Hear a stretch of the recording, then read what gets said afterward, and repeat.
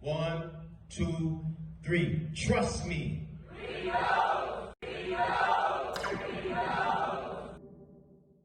What up, look, this is Lee Knows Podcast. I am your host, L. Gregory. I'm with the one and only Curt Keyz, R&B soul artist extraordinaire. First of all, glad that you could let me do this, bro. I appreciate you, man. Who would have thought that going hiking would turn into this? That's how it happened. Yeah, I met him hiking. That's how it happened. With my brother Tone. I met, and I hit you up. I don't know how I hit you up, but I hit you up, and I saw your address, and I was like, bro, you live like right around the corner from me. Oh yeah, the supplements. Yes.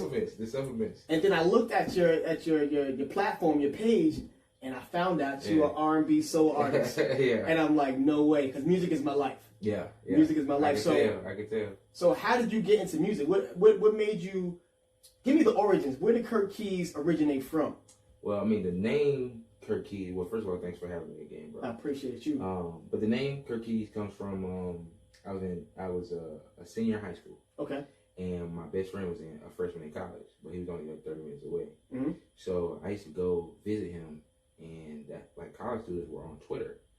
I wasn't on Twitter as a high school student, you know what I'm saying? Like whatever. So like this when Twitter like first came out, like really new. It really like wasn't like first came out, but that was the thing. So I was like, what's gonna be my Twitter name if I'm gonna be like, you know, talk to these college girls, you know what I'm saying? Like I need like to connect. Yeah. And so I had just learned how to play keys like maybe like a year and a half before that, 2 years or whatever. And so I was like, well, Curt Keyz, like this is what it is. So that's where the name comes from. Right. I started doing music when I was maybe like 13. 13. Yeah, I was a producer. Favorite number. Yeah, I just started making beats. Yeah, I started making beats and things like that. I was a drummer. Oh wow! Yeah, I was a drummer. So you played drums too? Yeah, I was a drummer. That's what's up. Like you know what I'm saying, I was traveling with my uncle, like in this quartet group. He was like taking us out of school, we in Georgia and Florida, and it was like it felt crazy, you know what I'm saying, whatever. Yeah. So it felt great. And so I started that, and then around like 16, 17, he made me play piano. Okay. He's like, you're gonna play piano, and I don't know how it happened. I fell in love with it, bro. Right. Like I learned how to play, and then I went to college for it. Oh wow. Yeah. And where'd you go to college? I went to university. Okay. Yeah, I went to Winter for piano. Yeah. That's pretty much how I started. After that, man, I left college. I started like writing songs. You know what I'm saying? Yeah. Just feeling like I was good at this, like, and really, you know, went from there, man, and started. I started the album "Love With It Like Thereof" with that. First of all, banger. Yeah, I appreciate it. Yeah, like 13 tracks on that baby number. 13 tracks. That was the inception of me like really wanting to be an artist. Like I started taking it serious. Okay. You know, as a singer. You know what I'm saying? Like, right. I wasn't really a lead singer at all, and I just started like really trying to take it serious, really trying to grow. And that was back in you dropped "Love With a Lack Thereof." First of all, if you haven't, listen to that. Yeah. "Love With a Lack Thereof." You dropped that in 2018. Yeah. Okay. 2018. So most of those songs are written like 2016, 2017. Okay. Because I have 3 singles that I dropped to lead up to that. You know what I mean? Okay. Whatever. So those are around that time I started really writing. And then the album came out because I wanted it to be a business card. I'm a producer too, so I wanted to be a business card, like to say like this is what I do, like right. It's something there for kind of everybody or whatever. It makes you feel like, you know what I'm saying, like you're in love, you're out of love, like just telling a story. Right. Also sonically, like you're like, okay, like he knows what he's doing. Yeah. So it was a selfish project, but it ended up being like something I really love. Right. You know what I'm saying, and a cohesive like work. You know what I mean? So is it fair to say that you owe this to your uncle? 100%. 100%. Well, but just because he literally like voluntold me to play. Like I didn't want to play piano at all. I ended up falling in love with it, and then we started butting heads because I would be playing things that he didn't really like. You know what I'm saying? Like it was fun. It was such a funny thing or whatever. And then I ended up like traveling again, playing with different artists and different groups and things like that or whatever. Yeah. And it was just like he, God rest his soul, he died last year, man. Oh like, man, he's like a huge inspiration for my artistry, for my songwriting. You know what I'm saying? Yeah. Like, that dude, he's amazing. He's amazing. So let's fast forward. Fast forward 2 years. Mm-hmm. Okay, you drop Was it Black Love? Black Heart. Black Heart. Yeah. Pardon me, Black Heart. 6 tracks on it though. Yeah. Favorite song? Prevail. Yeah. Where did that come from? Where did Black Heart come from? Loaded. That's loaded, bro. Well, I just, during the summer of 2020, we're in the pandemic, and like, Right. there's this heightened like level of passion and anger and discomfort in America with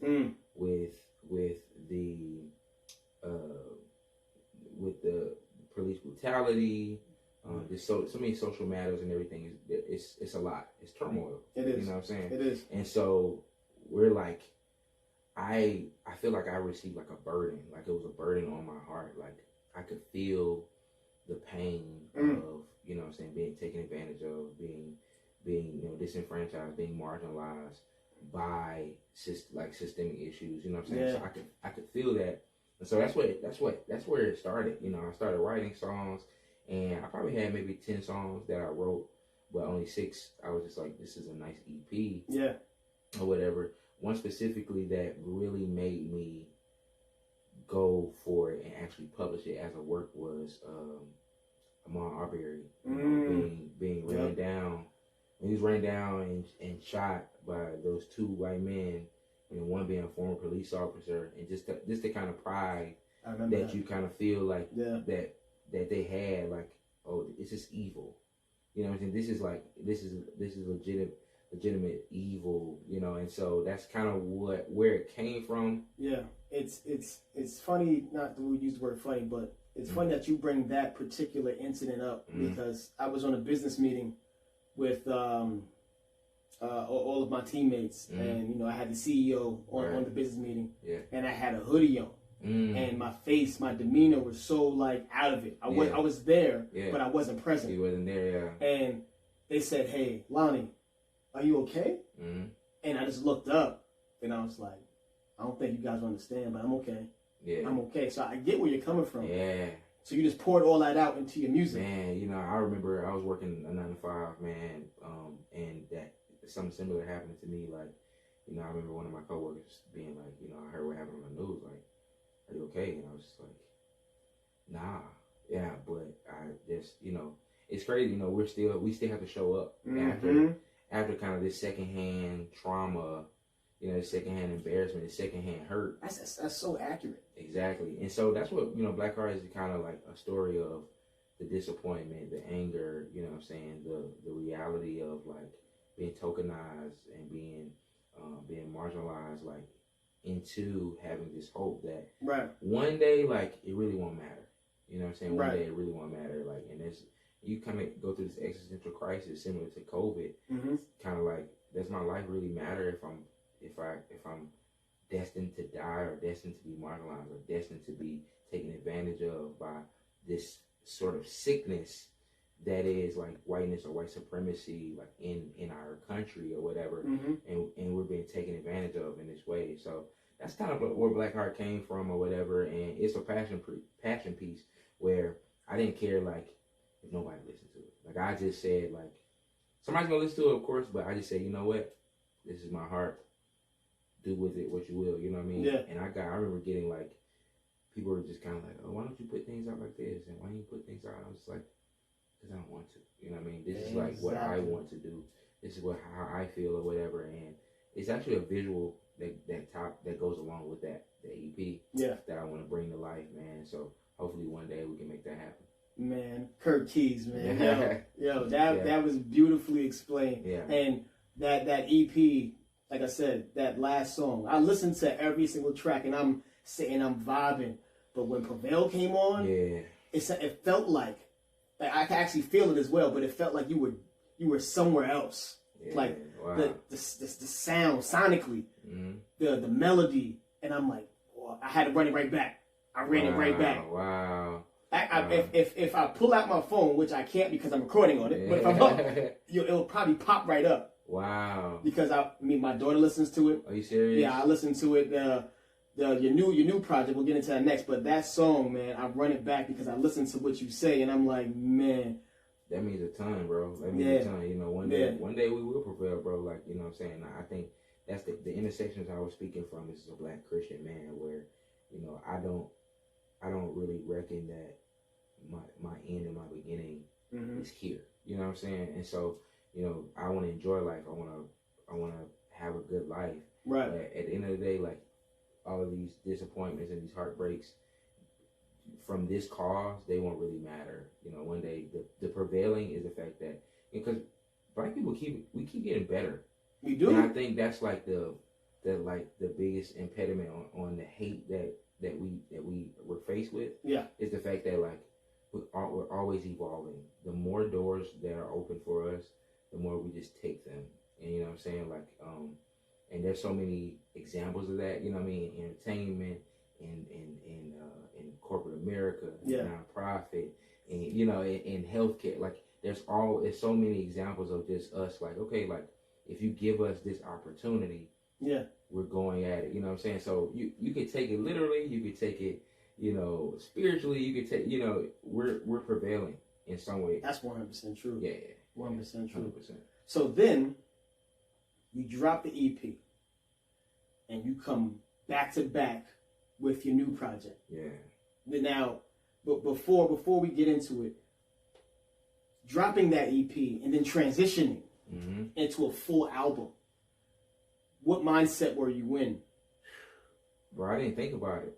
I didn't think about it much. Matter of fact, I didn't know, or I didn't actually acknowledge that I had dropped 2 projects in 9 months. It was only 9 months apart. Yeah, I dropped Black Heart in December of last year. Oh wow! In 2020, and then I just dropped Curt Keyz. Yeah. Curt Keyz in August. So I didn't know that I had dropped 2 projects within 9 months of each other until my boy was just like, bro, like, you're working really hard. And I was just like, what are you talking about? I was like, you know, he was like, bro, you dropped 2 projects. You were locked in. And I was like, what? You know, I didn't really. You were locked in. I was almost brought to tears because I feel like I needed to, like, I need to realize that like, you know what I'm saying, I'm focused. So I didn't know. So my mindset really didn't change because I turned down singing and performing songs from Black Heart. Okay. I feel like they were performative. I feel like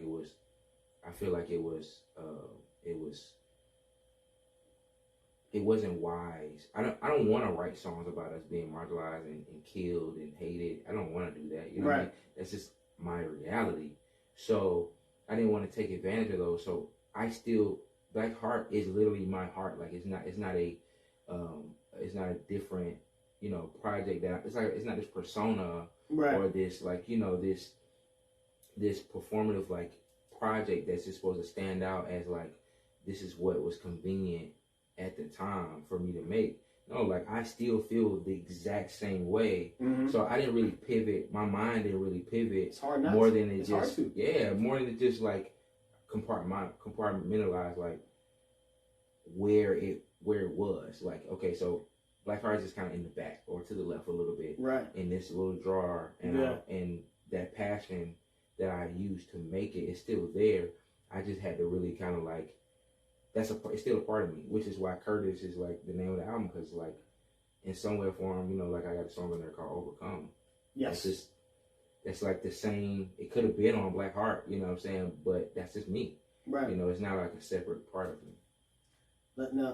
Let's transition smoothly into the new project. Yeah. Curt Keyz. Now, and I love how you broke that down just now, you know, because who is Curtis? We know who Curt Keyz is. Who is Curt? Curtis is a black brother, son, uncle, nephew, grandson, from Great Falls, South Carolina.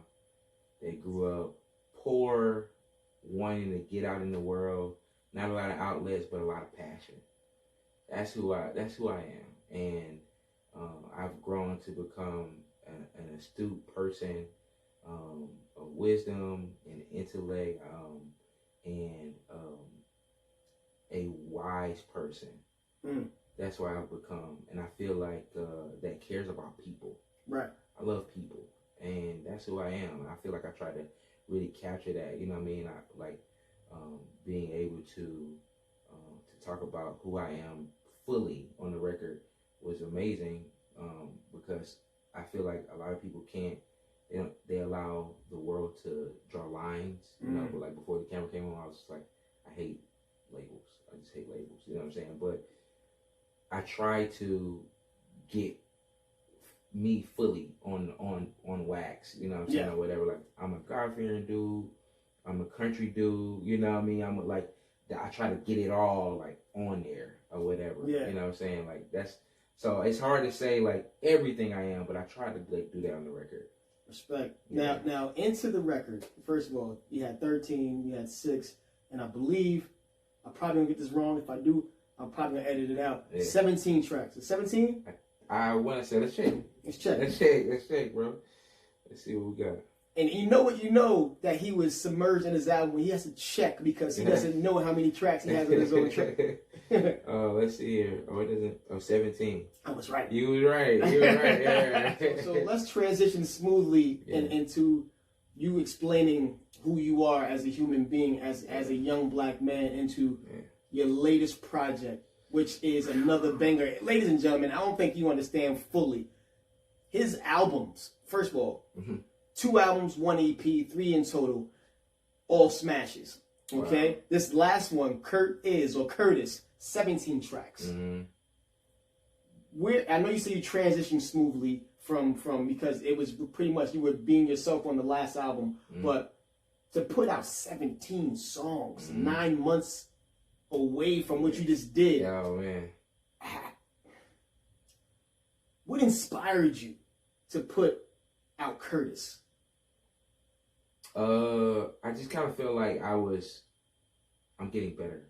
I'm getting better, and people that I had started to acclimate myself with and hang around, and this industry that I had just thrown myself into fully, nobody really knew me. You know what I mean? Nobody really knew like me. Everybody just kind of knew of me and what they wanted to think of me. You know what I'm saying? Right. And the things I like, the things I don't like, the things that I'm in love with. You know what I mean? The thoughts that I think you may not rock with. Like you may not rock with the fact that like I love women, bro. Like I love women, but that's not something that I really want to like continue to like, you know, have like as a stumbling block to me. You know what I'm saying? Like you know what I'm saying? Like I'm a vulnerable dude. Like I like being transparent, and so that's what inspired it. The fact that like nobody really knew me. Like this is a reintroduction. Like you know of my music, you know me in this place, you know me in this space. Like here's who I really am. Let me show you who I am. This is who I really am. You know what I mean? Or whatever. And so that's kind of how, you know, I that was the inspiration behind it all. Like I didn't know what it was going to be called. I knew it was going to be a journey. I think before the first name for the record was called Johnny Quest or whatever. That was going to be classic. That was going to be the name of the record. And I was going to market it and roll it out and everything. And I was just like, man, I don't think. Let me name it this. I've matured into this person. You know what I'm saying? I started therapy or whatever. Started really taking my physical health like seriously. Right. And I was just like, let me just do this. So that's what inspired it. I wanted to reintroduce myself to people. And let me just say, I'm glad that you did. Yeah, I'm glad I that appreciate you did. it, bro. I appreciate it. The world needs it, man. We need more raw, authentic, transparent individuals who are not scared to be themselves and who wear their heart on their sleeves. Because the way the world is right now, they want us all in a box. They label us as certain things, which is why I understood why you said I don't like labels. I hate labels. And I'm probably going to get backlash for what I'm about to say, and I really don't care because everybody who knows me know I don't have a filter. But years ago, my dad had me, he called me and was like, hey, there's this function going on for black dads. And it says Black Dads Rock. And I said, I don't want to go. Because I'm more than just a black dad. I'm a father in general. I mean, I can relate to all races of dads. I'm not, just because I'm a black dad doesn't, I mean, I get what you're saying, Dad. I appreciate you, but I don't want to go. because I don't like labels. Yeah. And this is why we are where we are, because we label ourselves and we put ourselves in a box pretty much. Yeah. We put ourselves in a box. 100%. So I get. And it does nothing. You draw lines, it does nothing for anybody. We're supposed to learn from history, not repeat it. There you go. So I get exactly what you're saying. I get it. Yeah. So how does it feel, man, when you are in a store or someplace random and your music pops up, or even being on Spotify, Tidal, Apple? How does it feel being on all these different platforms and people acknowledging your artistry? It's surreal, you know what I'm saying? I used to kind of feel like thrown off, but now I enjoy it, you know what I'm saying? Like I work really hard to make this music and to really put it out, and now I'm learning to enjoy the fruits of my labor, you know what I'm saying? Which is acknowledgement, right? Which is exposure, you know what I'm saying? Like I don't do this for nothing. Like I want to be noticed. I want somebody to be like, man, he makes really good music, you know what I'm saying? Like, or whatever, he's talented. You know, I like that, you know what I'm saying? I like to be appreciated that way or whatever. And that's kind of how I am now. Like, it wasn't always like that. I was kind of ashamed, you know what I'm saying, that I could be acknowledged, you know, for me being good at what I do or decent at what I do. I think it was just insecurities within myself. But I like when somebody acknowledges that I have some form of genius or some form of, you know, difference, you know what I'm saying? Like, oh, that's different, you know what I mean? Like, I ain't really heard people do it like this, you know what I mean? I heard, you know, and that's why I don't like those lines, you know, because it gives people room to marginalize you. It just takes you back. Very true. You know what I'm saying? Like that, it's always that, you know what I mean? Whether that's somebody being gay or somebody being straight or somebody being black or somebody being white or somebody being fat or somebody being skinny or something. Like, all these words are meant to marginalize people, you know what I'm saying? 100% true. All of them, you know what I'm saying? Those are labels, even genre labels, where those are R&B and soul and hip hop and pop and country. Is like, we make music, yo. Like, that's what we do. Like, artists. That's all you guys are, ladies, gentlemen. These kids nowadays, you're just artists. That's why I get it. I get it 100%. Like, I don't want to be just known to be R&B. You're from the South, right? We're gonna spitball here. Have you ever made a country song? No. I mean, I come from like gospel quartet. Wow. Yeah, I come from gospel quartet. Yeah, like I used to travel with this from New York. I used to go to New York like maybe 3 times a year. Wow. From Brooklyn, New York. Called Daryl McFadden and the Disciples. Yeah. And so I used to like travel with them for like 7 years, and that should be like, no matter where you go, Brooklyn always comes up. Man, I'm telling you. What part are you from? Staten Island. You from Staten Island? Yeah, born and raised in Staten Island, Shaolin. But my mother was in Brooklyn, Crown Heights. Yeah, so I was in Brooklyn all the time. All the time. It's funny. No matter where you go. Man, it always comes up, you know what I'm saying? Always comes up. So I used to travel with guys from New York or whatever. Yeah. So we, you know, the quartet is it's a blend of like blues and country, you know what I'm saying, but with a heavy gospel influence. Okay. So that's kind of, I can't say I wrote a country song, but I haven't really labeled it as a country song. Yeah, I have written songs that could be that could be songs. In that, if you wanted to label it, you could. For sure. Like if I just change a little bit, do a little bit here, and just say this is a country song. Right. It'll be a country song. So, segueing from there, and I remember you saying your uncle rested his soul, but who are your inspirations? Who did you listen to when you growing up? Growing up? Yeah. Who inspired you to make the type of music that you make now? I listen to a lot of like Dirty South. Okay. Like hip hop, you know what I'm saying? Yeah. Outkast, you know, Bone Crusher, like I listen to a lot of that, like as a kid. That's some music. Music. Yeah, you know what I'm saying? And 3 6 Mafia, you know what I'm saying? Like I used to listen to that. I used to listen to Frankie Beverly. Anita Baker. Man. Yeah, I used to like sneak and listen to all this stuff or whatever. Joe. Man. Joe, like, of course. He's like one of my favorite. Of like, course. Or whatever. Tyrese, or whatever. A lot of that. A lot of Canton spirituals. Yeah.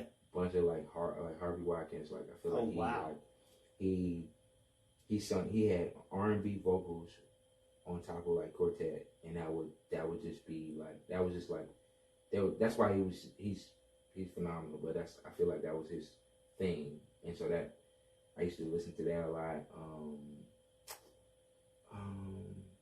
Clark Sisters. Yeah, wow. 100%. Okay. Clark Sisters, or whatever. And then when I went to college, Robert Glasper. You throwing out some names, man. Robert Glasper, and Frank Ocean. Underrated. Yeah, those are like. He finagled a label out of $20 million.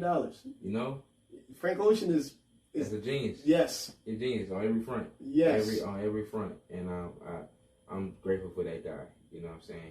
He. Favorite I hope song. I meet him one day. He like really him and Robert Glasper. Yeah. Have liberated me musically.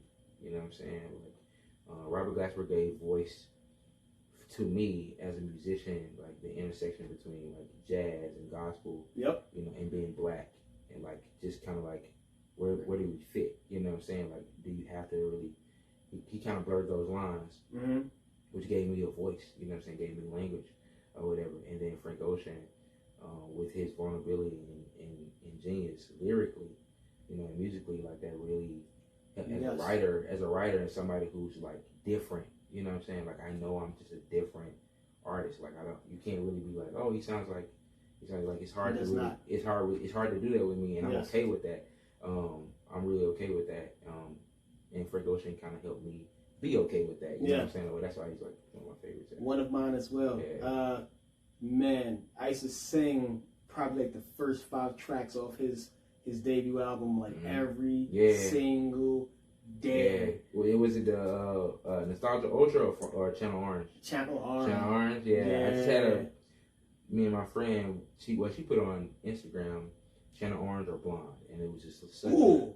It was a. But that's 2 different Frank Oceans. Yeah. It's 2 different oceans. Yeah. I mean, right. Pun, but 2 different oceans. Yeah. You know, the Pacific and Atlantic, but they don't mix. Right. So yeah, for sure. It's like it's different. That's a whole conversation. Well, that's a whole different episode. Mm-hmm.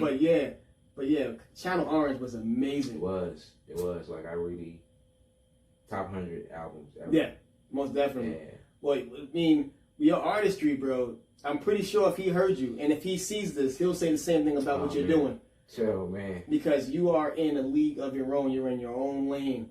And that's one of the things that I've learned doing what I do, building this foundation, is you have to be in your own lane. Yeah. Don't pay attention to the left. Don't pay attention to the right. Don't even look behind you, because it doesn't matter anymore. Strictly focus on what's in front of you. Yeah. And to put out 2 albums, something that was near and dear to your heart, that you felt that you had to get out, and then 9 months later, put out a 17-track album of letting everybody know, a reintroduction of who you are.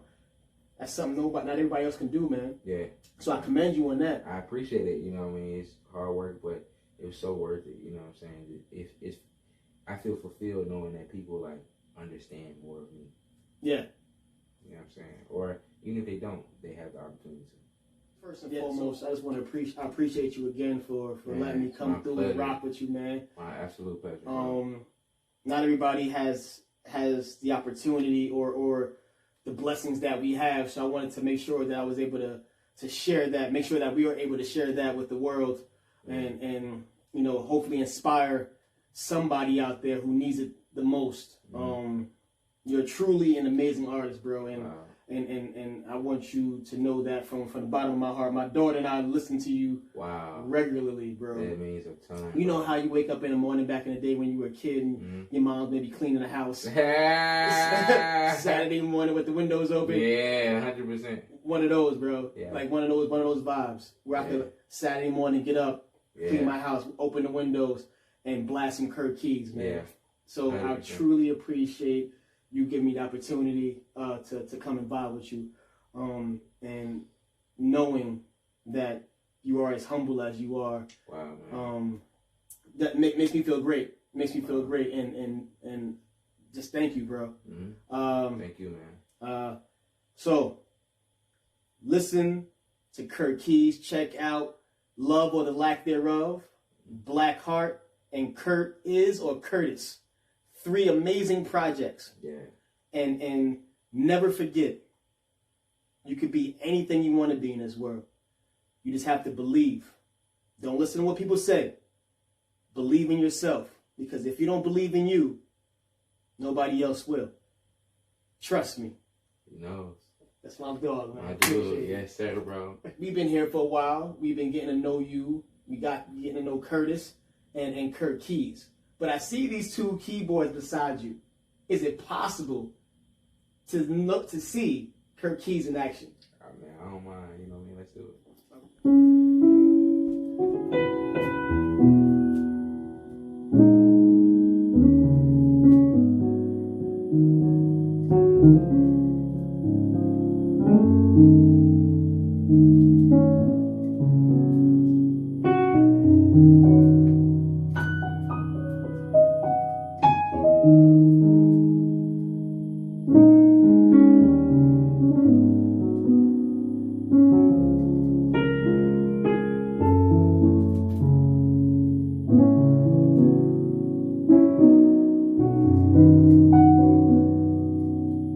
Hands on time, they don't rewind. They feel